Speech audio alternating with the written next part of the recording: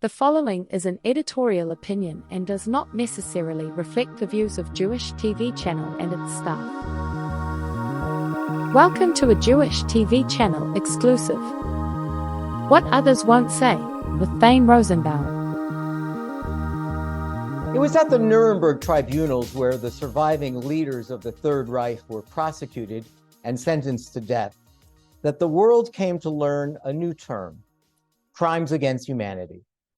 The genocide of the Jews was more than just ordinary murder. It was mass murder performed on such a scale of systematic efficiency, an extraordinary crime, one that violated what it means to be human.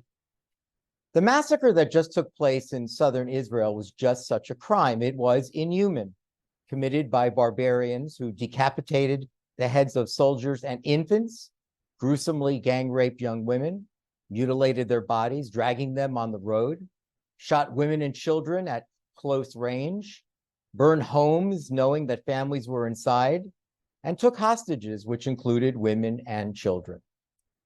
Even Nazis didn't behead Jewish babies.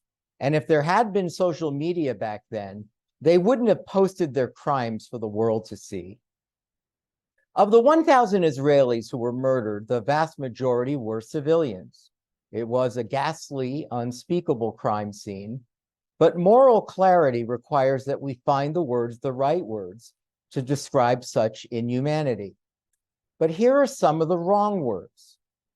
Hamas terrorists are not freedom fighters or a liberation group or a political movement. It's not a resistance either. Hamas is a bloodthirsty death cult. We live in the 21st century.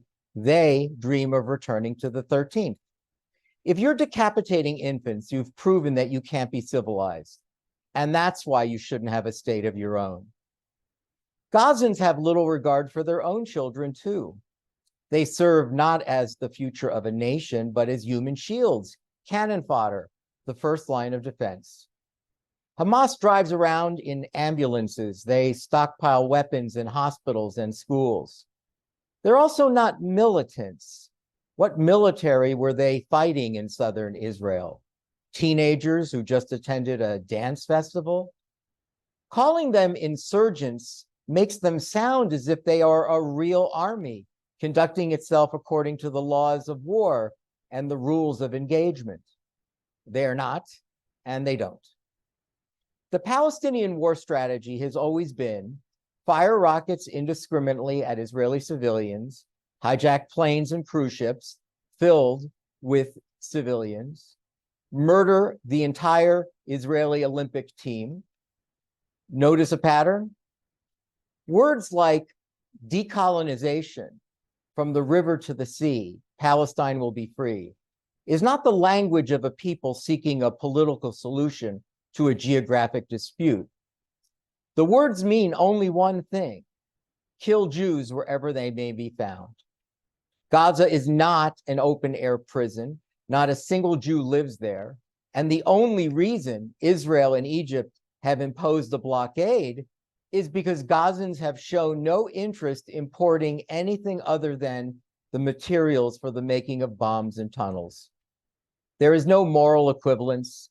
Israel fights terrorists who cowardly stand behind their own people while targeting Israeli civilians.